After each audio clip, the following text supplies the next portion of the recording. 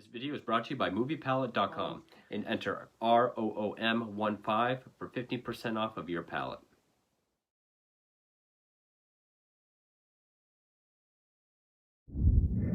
Hey horror fans, welcome back to 1237, back with another review. As I continue my run through of films based on real life serial killers, and this is the kind of film I was going to try to stay away from.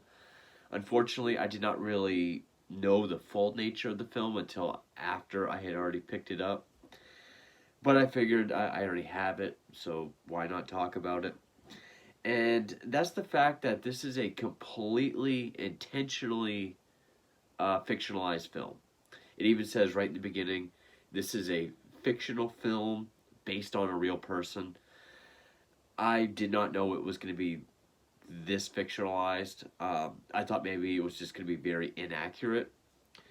So kind of like a film like Henry Portrait of a Serial Killer, which I already have reviewed. But the difference between a film like this and a film like that, and why that can get away with it, is because with someone like Henry Lee Lucas, who confessed to so much, to the fact that we largely do not know a huge part of his life. Excuse me. So we could come up with like a weak sort of fictionalized account or like a hypothetical account with some factual stuff laid in there, and it will make sense. Whereas with this killer, almost everything's pretty much been documented or people know about. There is a way to do it, and at first that was the approach I thought they were going for, but I don't think that's what they did, and it's kind of a shame because it would have been neat if they did take that approach. And it's a film from 2008, and it was written and directed by Michael Pfeiffer, who might be sort of a glorified Uwe Lamel when it comes to these kinds of films. I mean, the guy's directed a lot. He also did a lot of like Lifetime, Hallmark type Christmas movies. But when it comes to these serial killer films, he's done a number of them. I mean, he did Drifter, Henry Lee Lucas, which I have. The Boston Strangler with David Faustino, which I have. Ed Gein, Butcher of Plainfield with Kane Hodder, which I do not have. I was going to get that one. And then this film, also starring Kate. Oh, he also did Chicago Massacre, Richard Speck, which I have. And this one, also with Kane Hodder. And this one is kind of going down the same road as that Ed Gein film. And that's 2008's B.T.K. Now, although I will say, Kane Hodder makes a better Dennis Rader than he does Ed Gein. I will say that. Yes, this is a largely fictional film. Now, of course, the way they could have done this, that could have made sense, was because Rader's last victim and the last of his correspondence with the media and the police was in 1991, until he started corresponding again in 2004, leading to his arrest in 2005. Now, they could have set it during that 14-year period where the world thought he was either in jail for something else, died, moved, retired, whatever, when BTK was still unknown and unsolved. They could have done that, but it's kind of confusing. It feels like it's set somehow, like it crams all 30 years worth in this time, even though his kids stay the same age. It really doesn't feel like 30 years goes by at all. I actually thought it was taking place during that 14-year period, or at least around the 90s, because a lot of the factual stuff they put in here was 1990 or so. So I thought that's where they were going with it. So it stars Kane Hodder as Dennis Rader. Also, he's the only person that has their factual name. His wife Paula is called Susan in this. He has 2 kids like he does in real life, but instead of a son and a daughter, he has 2 daughters, neither of which are named Carrie. They're Annette in something else. But Amy Linden, Kara Sigmund, Odessa Ray, Kaya Coley, and John Burke also star. Written and directed by Michael Pfeiffer. Matt Stenauer was director of photography. Music by Andre Bolton. And yeah, the back of this says 2009, but when I look it up on the internet, it says 2008. So, whatever. It's only 85 minutes. I mean, it does breeze by pretty fast. Now, so yes, very little factual things about this. Okay, the fact he's a compliance officer, him becoming president of his church, both of which were 1990. So that's why I thought it was sort of picking up at the end, towards the end of his spree, before he, retired or went into hiding or quit before 2004. But apparently the first victim in this film is his first victim. I mean, it even shows him writing out a letter like, how many people do I have to kill before I can make a name for myself? Which I didn't even know that was a letter or a package. I thought it was like a diary entry or whatever. In fact, he's a scoutmaster. They do kind of tease with some real things, like him going after a victim during a canceled, well, during a scout campout, which in this they find out it was canceled. He did go after a victim during a Cub Scout overnight, but he left the overnight. It wasn't canceled. I'll get into all that as I go. So there is enough factual things here, but it. I guess I just found it kind of strange that, they're kind of showing the origin to an extent, like showing all his victims or, the start of his spree, but also his capture. Yet his kids stay the same age. They're like, also the fact that they're like in their teens to late teens made me think, oh, it's got to be 90 or 91. It's got to be taking place during that time. And I feel like if they said it during that period, it could have worked. Then you can go totally fictional, hypothetical, and play around with that timeline. But they didn't. And then I was thinking, why would they fictionalize even his family's name? But then you think, oh, they probably want nothing to do with a film like this. So, I mean, I guess I can see why Dennis Rader would be the only factual name to be in this film. I guess his MO is kind of similar. I mean, it shows him breaking into houses with his hit kit. But, at one point he stabs a girl in the abdomen with a shovel. It kind of does become a bit of a slasher film to a certain extent. I'll say Kane Hodder does a decent job acting, and I mean, good for him for getting these kinds of roles. I mean, I know he said he'll always love working under heavy makeup, but he also likes to act outside of makeup and actual, like himself, and actually act. But I mean, yeah, he's definitely a better Raider than he is in Ed Gein. I can't buy him as Ed Gein whatsoever, and I know that film is crazily fictional.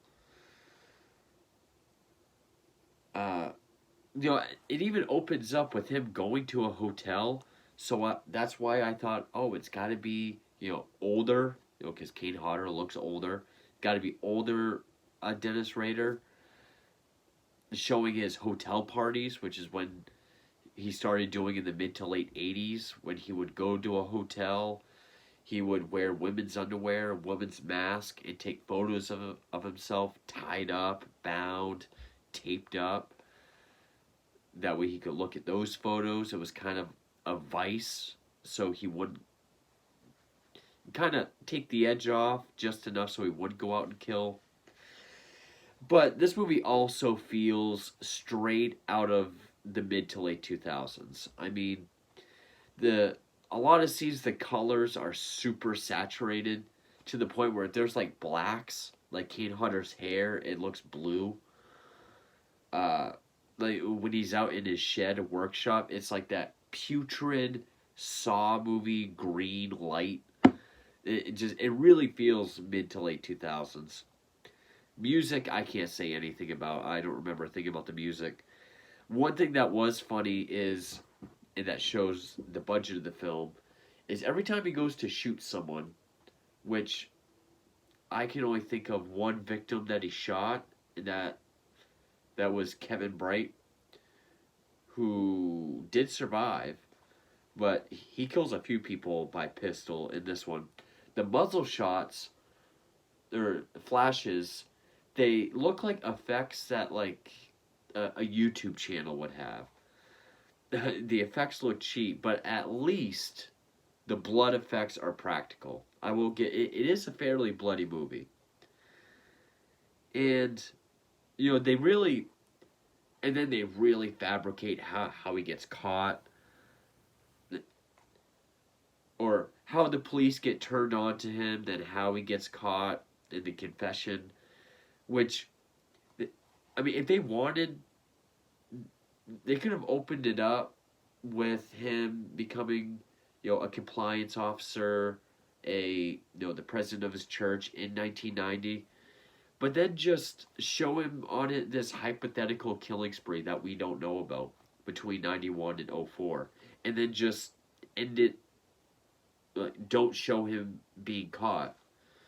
Like, maybe show him watching TV and saying how, it's the 30th anniversary of the murder of the Oteros, his first victims. And then have him go out in the shed and be like, this is B.T.K. And then cut to black and text saying, in 2004, Dennis Rader started correspondence again. This led to his downfall. But which also, Henry Portrait of a Serial Killer, it ends with him driving off into the sunset. It doesn't say anything about, doesn't show him getting caught, doesn't tell him getting caught, which one is a scarier ending.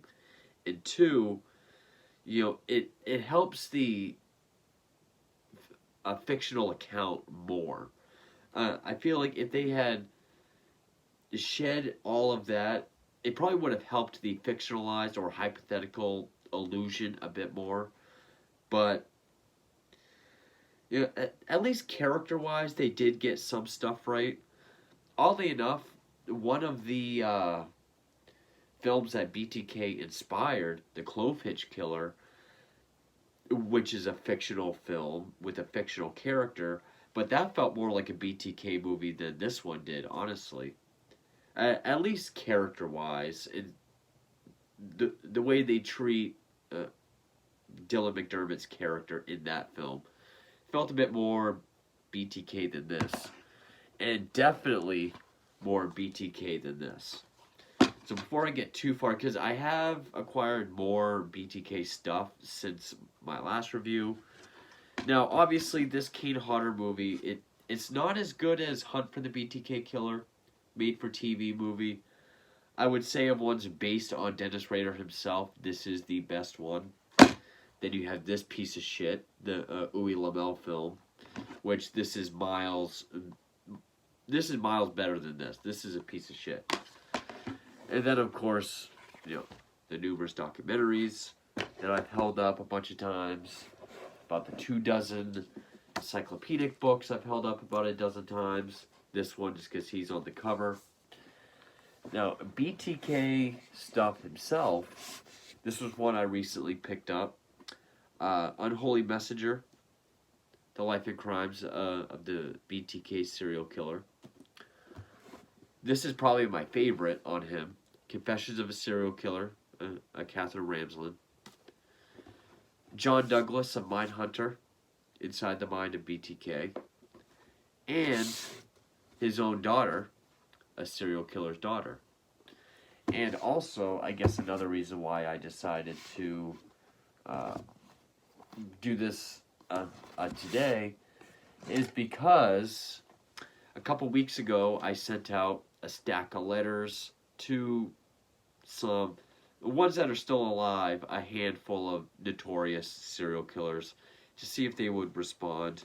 And today, my first response was Dennis Rader. So I actually have a letter from B.T.K. himself. I did buy it online. He actually sent that to me personally. So I'm very stoked on that. Very happy for that. And so yeah, I guess now get into the film. But so it's weird to talk about because normally I say, well, the film depicts this, but this is what happened in real life. But that's not what they're going for this, so it feels kind of weird. Whereas, well, not that one because it sucks. Like this one, they were going for facts.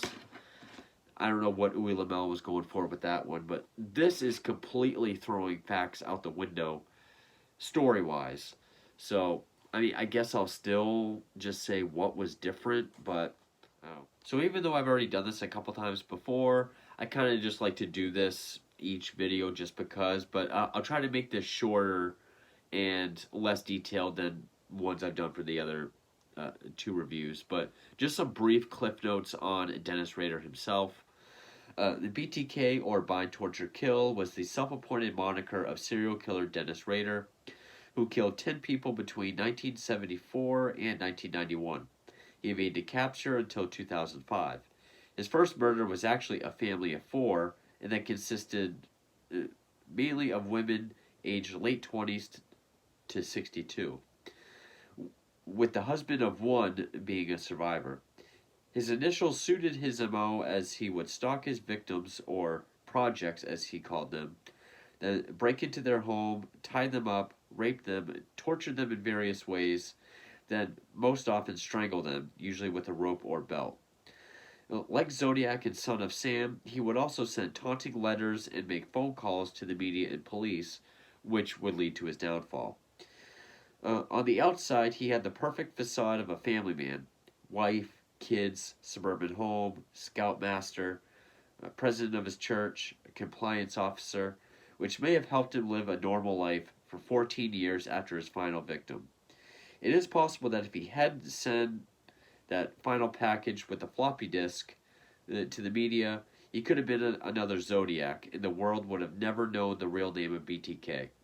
His crimes, like Ed Gein, along with his perfect camouflage life, would inspire fictional characters like Francis Dollarhide of Red Dragon, the film The Clovehitch Killer, Stephen King's A Good Marriage, and most notably, the Trinity Killer from Dexter. And so now we get into the film itself, and this is going to be brief, I hope, because, there's really no reason to compare this to the real life story. But, it shows him going to a hotel and having this call girl tie him up as part of his kink, which, when he was younger, he liked being tied up and he would tie himself up. But when he would do his hotel parties, he never called prostitutes. In fact, I don't think, from what I remember, I don't think he ever had a call girl or a prostitute. But she gets creeped out, leaves with him tied to a chair. She drops her, her wallet. He sees her ID. Later on, he goes to kill her. So I thought this was going to open up with this hotel party, showing him dressing up as this bound and gagged female for him to take pictures of. I thought this was going to be during that period when he wasn't killing anymore. And it shows him living in like a rural area of Wichita. Like, it's very sandy and deserty looking. From what I remember, it looked like your typical suburban area. As I said, he has 2 daughters instead of a boy and a girl, Brian and Carrie. In fact, neither one of these girls are named Carrie. His wife is Susan instead of Paula. It does spend a lot of time on him as a compliance officer, which was a job he got in 1990. And this is pretty accurate. I mean, giving citations for grass being three quarters of an inch too tall or a quarter of an inch too tall. Uh, Citations for dogs not being on a leash, a car being parked too close into the sidewalk, and then being an asshole about it when people call him out. He really got off on the power of he had in being a compliance officer. Um, Also made the president of his church, which was also 1990, which led me to believe that this was at the end of his killing spree and it was going to take place during that 14 years where there was no real BTK stuff and that this was going to take advantage of. But no.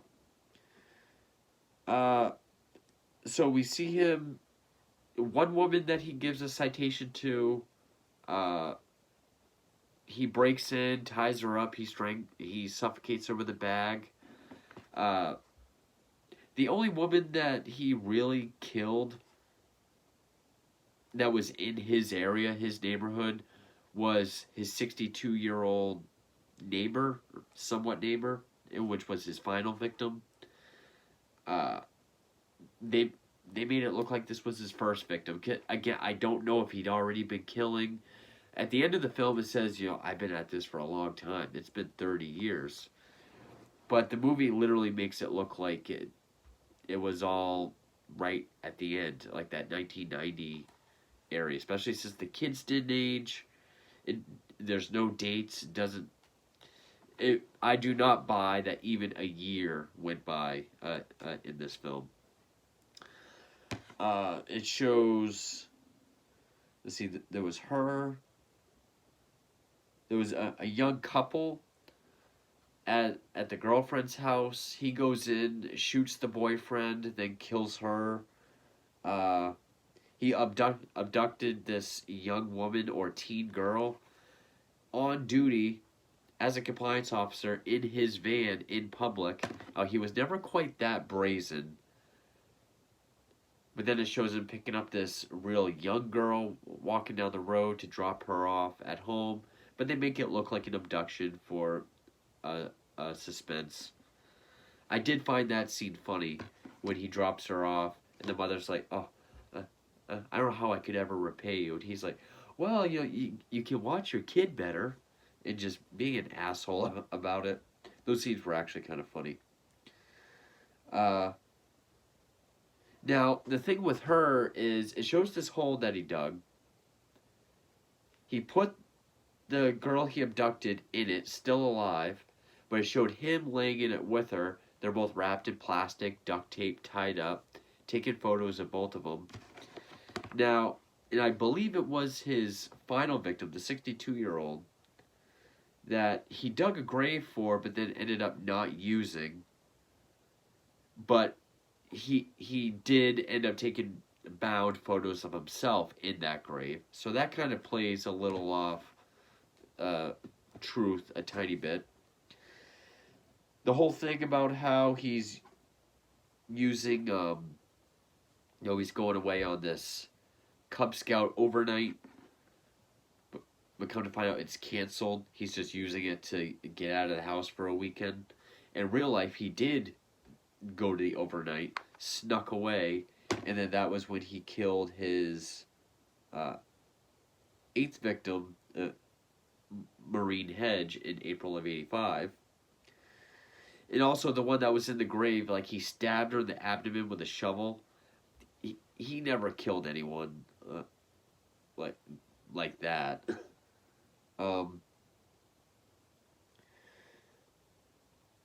I also put, because I thought it was a journal entry when he says, like, how many people do I have to kill before I can make a name for myself? It doesn't show him making a package or sending it anywhere. I thought it was a journal entry. So that was why I thought, so is this actually the early 70s? Are we seeing him literally start his spree? And then we're seeing everything? Or, like, because we do hear a little bit when his wife is watching the news about this serial killer, and he's like, "Do you believe all the hype for that guy?" But then I noticed they didn't say BTK. So I wonder, like, are we seeing his whole killing spree? And again, it just made me think, why did they just set it after 1991, during that time where BTK vanished? But no, apparently it's just a fictionalized account of his entire, you know, crime spree. Um, so then he goes after the call girl from the beginning, which that's the one he goes after during the canceled scout trip. Which he goes to her place, her husband is there, shoots him, he kills her, but then he's driving away and he gets pulled over. And the cop, says he's asked if he's been drinking, and I don't remember, but I think he has the body in the back seat, and he sees in the rearview mirror that a car's coming, so he pushes his door, so the cop flies back, car hits him, kills him. Of course, nothing like that ever happened. But, and then, I don't know if it's that, but these detectives just show up at his house to talk to his wife and daughters. And I thought it was because of this cop. I thought the people that hit him saw his plate or whatever. But they're hinting about, how they know it's him because of packages. So apparently correspondence has been going on. And, the wife goes through the denial, of course. The one detective does mention that they found a cereal box in the back of a pickup with a floppy disk that was traced back to their church to him. Now, in real life, he did leave a cereal box package in the back of a pickup truck, but the owner saw the box, didn't know what it was, threw it away. So the police never got that. Rader did retrieve it, but he moved it somewhere else. Then the floppy disk was actually a separate package, and yes, the floppy is what was traced back to the church and to him. However, throughout all this, Rader is depicted as on the run. They know it's him, or he's the main suspect. He's the one they want to talk to. The wife and daughters believe it, but he's on the run.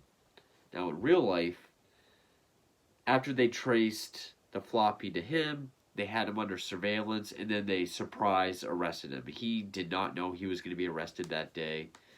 He even told the officers to, you can tell my wife that I'm not going to be home for lunch. Like, it wasn't this on the run, working with the family type thing. The daughter gives this speech about how he was a horrible, vacant father and husband and treated them all terribly, where in reality, they thought he was the golden dad and husband. They thought he was a perfect family man. So, this movie kind of vilifies him even to the family. And then it does show him, he's sitting there, and when the detective starts to question him, and they bring up DNA, he says, well, I guess it's me then. Because Rader did say, when it comes to you can't lie your way out of DNA. So when they brought up DNA, that was pretty much when he knew he was fingered, and that was when he confessed. So that kind of gets it right. But then it gets confusing because it will start to repeat scenes and lines from that interrogation, and then it will just start playing scenes backwards, like replaying a scene when he woke up in bed at the beginning of the film, or walking around the house to go into the shed from earlier. All this stuff we saw earlier is placed there. Like, he wakes up, same shot of him looking out, seeing his family in the kitchen, going out into the shed, which is now not trashed. So it made me think, like, was this whole movie a dream?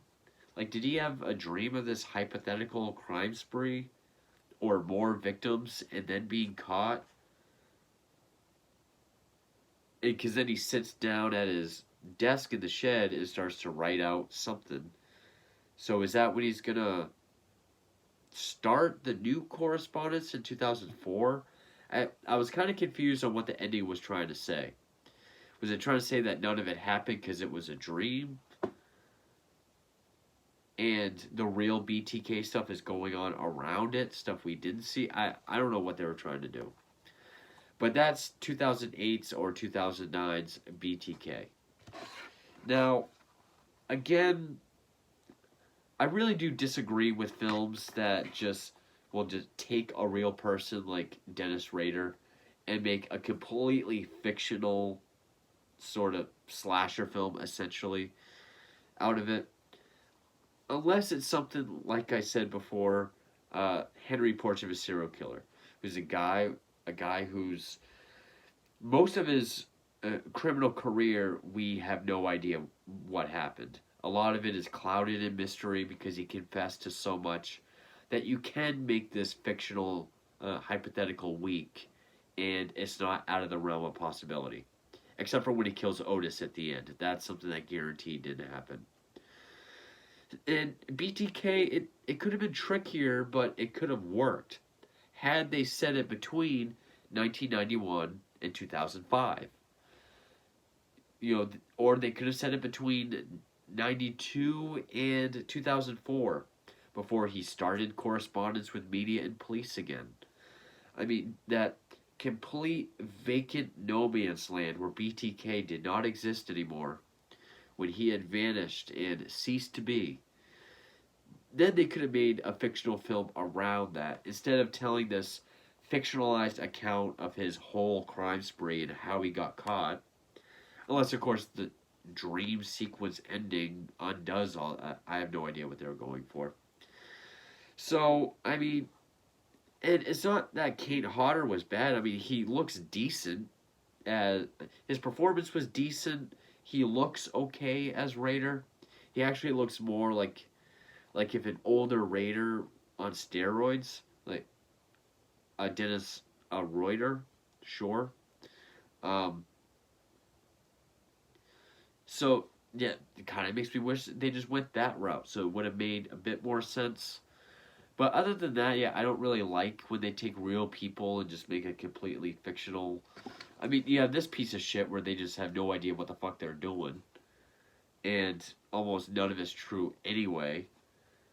But I still think this is the best BTK movie. One that's actually about Dennis Rader, not one inspired by him. Because then I'd probably say Clove Hitch Killer is probably the best. But one that's actually about him, this is the best film, the best performance, Greg Henry. This is the essential BTK film. Again, not that BTK is completely impervious to making a fictional film. Like I said, they just set it in that time frame, it totally would have worked. But it's kind of hard when there's all of this documentation. I mean, where's our suspension of disbelief supposed to go? But anyway, that's all the films I have on BTK at this time. In fact, that might actually be all there are these three. And really, the only one for me is this one. This one's not terrible. If they had handled the plot and timeline better, then this could have been a decent BTK film. But for now, this is the only one that's actually good. And it's not that I hate this film, because I don't. I hate this one. And, I think I've said before, for a lack of a better term, BTK is my second favorite serial killer. I think he's the second most fascinating. Of ones that are still alive, the most fascinating. Ones that have that picture perfect life and image to the world around them, but this dark secret. Also ones like Gacy. I'm completely fascinated by killers like that. And I think Rader's the best example of that. So, it's better than I thought it was going to be, but yeah, I still have my issues with it. So, yeah, that's the Kane Hodder BTK film. I'm getting towards the end of the serial killer films I have. Maybe I'll pick up a few more. But stay tuned for those, and thank you for watching.